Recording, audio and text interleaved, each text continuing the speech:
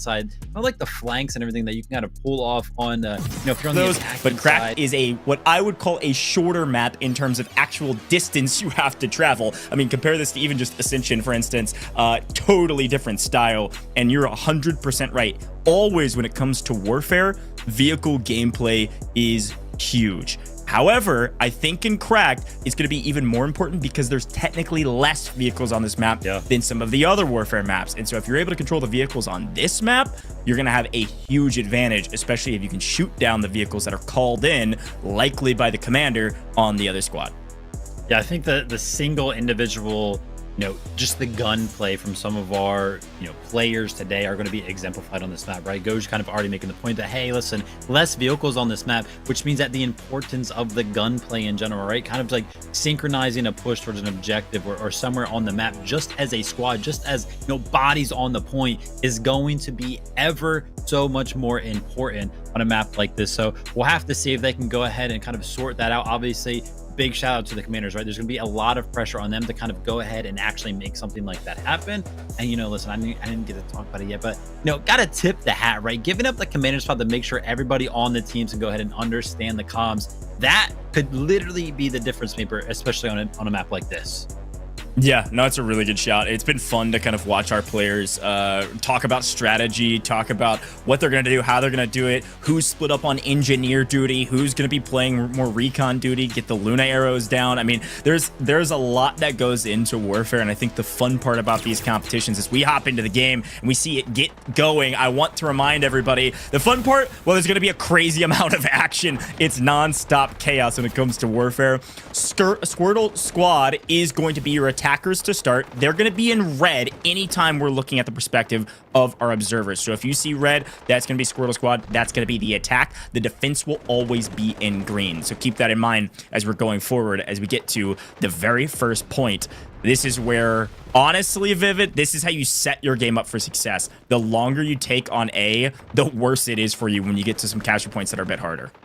I loved fighting this on like defense, because there's like these little valleys that people always kind of run through, and it's like a straight shot towards them. So kind of holding it down for me was always such a treat. But I'm not gonna lie, as soon as the match kind of started and we jumped in, I saw Randy Savage off to the right over there. That path that me and Goj were kind of talking about to the right over here in the hills, I saw him taking that, the ATV up here, and I saw him instantly put down a respawn point. So early on, already looking for those, kind of flanks and establishing those beacons to make sure his team can kind of get established. And as you can see it right there off in the distance, that respawn beacon is down. Yeah, respawn beacons, especially in competitive, are everything. If you're not playing your respawn beacons correctly, or you're not trying to shoot down the respawn beacons of your opponents, you will quickly find yourself losing ground. Now, a couple quick reminders. We are playing Victory Unite, which means our commanders can issue orders. It's extra ways to get points. As we see, the smokes are down. There's no question about it. And we are barrel stuffing our opponents. The commanders can earn extra points by giving orders that are successful, okay? So if they're able to say, hey, take this point, and you're able to do it within a certain amount of time, they get extra points. The commanders will earn a lot of extra points throughout the course of today's event, and as such, they are extremely important part of today's event, because they'll be the ones calling in a lot of those streaks, a lot of those support systems that we always see. More vehicles, maybe even mortar strikes, and who knows, maybe we'll see a guided missile. I'm sure we will if the games go long. Yeah, definitely going to play a big role, right? That's how these teams are kind of going to establish dominance when it comes down to the vehicle gameplay, listening to your commander, making sure your commander is giving out good, calls and everything like that your team can easily follow right here. And I'm not going to lie, Goj, kind of early on into this match, I was like, yeah, the attackers, they look like they're going to have a pretty good push. I saw right side was kind of flooding in, left side was kind of flooding in onto the point, but I don't see much progress anymore. Yeah, I'm going to be honest with you, I felt very similarly, and then all of a sudden, the kill feed on the right was all green all day. The defense is just set up near flawlessly around the point. They've got a couple people kind of playing routeman on the outside to just pick up a couple freebies, but the point is held very effectively. Of course, anytime you capture a point, you'll be able to get some of those tickets or those lives back that you see top middle. But in Victory Night, you don't start with all that minis. Start with 175 on point A here on Cracked. We've already lost about 40 or so. And not to get too deep into every single minutia of some of the experience and strategic things you can do, but support is a huge role for competitions like this. You have to pick up, especially on the attacking side, you have to pick up your teammates, because these lives will go down very, very quick. gotta get revives. I mean, you want to talk about the 20v20 aspect, right? We got to go ahead and highlight Randy again. They're playing it so smart. He went way deeper on the flank than he maybe necessarily would have. If I was in like a public match, I would have, ran right into the point, like, oh, listen, I'm on a flank. He kept flanking, and that has established a very good line of sight towards the backside of the point that hopefully the team can go ahead and utilize right there, as I do see him go down in the top right. But I saw a bunch of squad mates go ahead and spawn in on him during that flank. So, maybe they can kind of make something of that. But again, go just talking about top right. It's all green. It's all green, man. It's looking like the defense is holding very well right now. And essentially, you start seeing real value on our overall scores. I think that's our first vehicle, by the way, that just came in for the attack. So this may be a difference maker. Chicka chicka boom boom on the outside, playing flank, like you said. This whole squad kind of playing a flanking position, but unfortunately not able to find an angle. Our first vehicle makes it to the point, and our attackers have found a move to get to A. We'll see if it works well for them. Yeah, that wide right there, right? We saw a lot of red on the point. Look at all of that. And if you take a look at the top middle of your screen, it was pushing their way, but no. Now the box is kind of filling back up. More green is being established, which means that there are more defenders on the point than there are attackers. So they have reclaimed possession of this flag. And sure enough, look at that. That square towards the top of the screen, that's going to be filled all the way back up. I think the push was going ahead and thwarted right there. Yeah, that's honestly impressive and also super unfortunate if you're the attack. Any momentum you had completely cut out, and you've got to set up again and then execute again. And we're now getting into the territory where this is a win overall. Regardless how the rest of this point plays out, this is going to be a win for the defense because they're burning tickets. They're burning lives. Our attackers will not get all of these lives back going into point B, even if they do capture. So far, so good for the division. Incredible, right? You went ahead and mentioned the 175 tickets is what they were starting with. I think they called that vehicle in around 100, right? So if you kind of do some math right there, around 75 tickets before they got their first vehicle. And you were kind of talking about that momentum. You call in the vehicle, you're feeling good about it, the push works out, you start to take the point, and then boom, all of that's kind of thwarted, right? So until they get that next vehicle, that may be what it takes to go ahead and actually push onto the point. We'll have to see when that next vehicle kind of comes in. Yeah, I want to say we briefly saw it on the side. You should see it on your screen here shortly.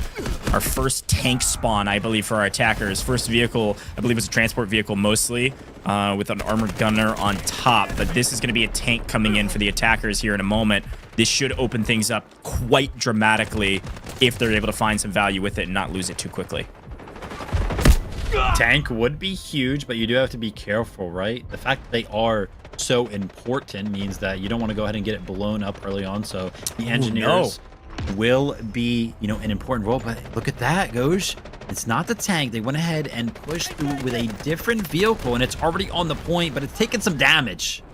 Yeah, at this point, you can call it a tank in the sense that it's tanking the damage of just bullet sponge. Everybody's looking at this vehicle. Not one of the most powerful vehicles, transport vehicle with that gunner on top again. And that's namely because, frankly, they don't have a lot of score yet. They can't call in these tanks, and they're only getting what the map spawns in at the beginning. So maybe if we get really down to the wire in this first push, you could get a more valuable vehicle. But it maybe just drew enough attention for the attackers to make a nice sizable push over onto the point. You can see them all stacked up inside, and the smokes are in. Obviously, we've got a couple operators that can throw smokes. We're seeing a lot of stingers on the map, not only because of the quick revive, therapeutic gun, nice, but also those smoke lines, insanely important. So that vehicle went down pretty fast, but it may have established a line right there. And if you see that first building on point A right there, that's just below that hill where a lot of the attackers are on. Once you kind of slide down that hill, you actually start to go ahead and capture the point. So these defenders are going to know that, right? If as soon as the point starts to get taken and they don't see anybody around them, they know that these attackers are kind of hiding and laying down on the backside of that building. It's kind of like a little bit of a cheeky spot to go ahead and pick up some of the extra points needed, as Asher is well aware of Randy Savage on the flank. Could you imagine if Asher doesn't turn around there and Randy Savage just gets so much value out of that flank? Yeah, those are those moments where we talk a lot about macro and warfare and the team and what the team's doing, but there are moments of individual highlight hero level plays from some of our individuals, and that certainly could have been one of those there. Getting a quick look with, I would say new, I guess been in the game for a little bit while, but ever since the Delta Force Global League, Raptor, new operator, and a little bit of value of scouting with the drones, so far so good, I suppose, but generally speaking, a pretty wide variety of operators, but Stinger being very obvious pick for a lot of folks, at least at the beginning here at Cracked. Yeah, got a vehicle on the defense side here, Vivid, too.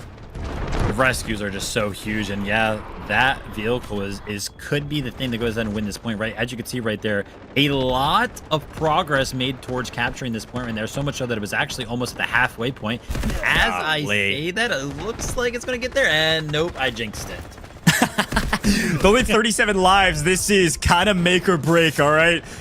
We have to get a move on. We've got to get on this point, and here's the unfortunate thing. Yes, we got another transport vehicle for the attack, but we got a tank destroyer on the side of the defense, and woo, show me some value out of Tempest. Chicka chicka boom boom. Nice play.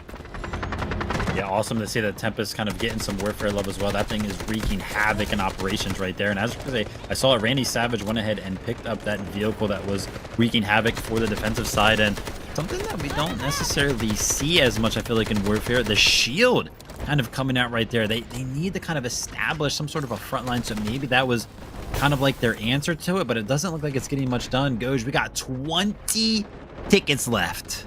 This is brutal. I mean, this is incredibly unfortunate, I think, for the attackers. I don't see an opening for them. And again, the issue is, okay, there's our opening. I knew it was going to come in at the very end of this map. Wormy in a tank. Time to make a move. Now, the defense, again, because they picked up so much score in this battle, we've seen way more green than we've seen red. I was going to say, it may not be alive for long. The tank destroyer comes in, and everyone on the defense turns, immediately drops some of those magnetic bombs from Viren, as well as probably some AT4s. Unreal. Tank gone in a blink of an eye, and now all they have is an IFV. Roger that. Yeah, I mean, no progress being made. They're just getting stopped. And you can see right there when we kind of tune into the defenders, a lot of them playing that engineer role so much so that they're kind of like hiding in the back lines. They don't even have their guns out. They're just ready to go ahead and blow up some of those vehicles. They have done such a good job of making sure they get very minimum value. Those vehicles from the attacking side have not stayed along for long at all. And now it's going to be just about finishing off the last few tickets here for the defending side. Wow. I thought maybe it was going to be a long one, and unfortunately, I think it was quite short. The division, the defense win in dominating fashion. The attack, I believe, just barely missed out on getting it to maybe 50%. And other than that, just about nothing was going their way. What a wild turn of events. What a wild way to start. I mean, it is Cracked, and point A, it can be quite difficult on Cracked, but I really expect us to get a bit further than that. The division locking it down perfectly. Yeah, I mean, hey, listen, we had a conversation towards the start from that last map. Here's our overall leaderboard, and of course, the win on the side of the division. What jumps out off the page to you, Vivid? Definitely, it was insane kind of looking at the score, right? We kind of talked about, you know, kind of like the vehicle users and impact and everything like that. Obviously, you know, being on the losing side of things, we know there's going to be some disparities over there, but, you know, only 2 players kind of reaching that 10,000 score threshold. When you kind of take a look over towards the division, 13 players kind of reaching that threshold as well. Also kind of MVP probably up there towards the top. I love to go ahead and point out, you know, the revives that kind of come in. I mean, 52, I feel like, is a pretty crazy amount. Go ahead and continuously establish that defense, right? And, you know, it's also way more important, right? The revives on a map that we don't necessarily see so many vehicles on. We talked about how it's going to be all about just the manpower. If you're actually getting those revives off on a map where that manpower actually matters, and to me, you got to be the MVP. Yeah, no, I mean, look, for those that play War for all the time and you're playing public matches and your teammates aren't picking you up, take this as a case study and, I don't know, drop the link in game chat or something, because this is what we have to see when you're playing high-level warfare. You have to see a lot of revives, and frankly, the fact that Venom over here on the defending side had the most revives over even the attacking side is also a blunder. Now, I will shout out Hazuka Maki there in second overall in score on the Squirtle squad with 43. That is a solid amount. And you also see Hayes Azu as well with 43. Nice job overall. We got to get more revives up big time, though, on the attacking side in order to save some of those lives. And I think one of the issues were the way they were taking their pushes. It was kind of like a split push. We'd have one main line that would go up with one of those vehicles, and we'd have a bunch of flankers, and everybody was kind of stacked inside of a building. And so when one person died, almost everybody died, and so they weren't able to pick up all those revives. But either way you look at it, it was a division all day, every day in our first round. 224,000 overall score and some change, with it looks like almost 60 more kills overall as well. And as the defense, usually you see higher numbers there, but even still, this is utter domination. Yeah, I mean, it was just, we saw it happen in real time. Match took about 15 minutes, so a pretty quick one. That Squirtle squad is going to have to brush off, make sure that they're kind of mentally reset for kind of jumping in to map number 2. Forge,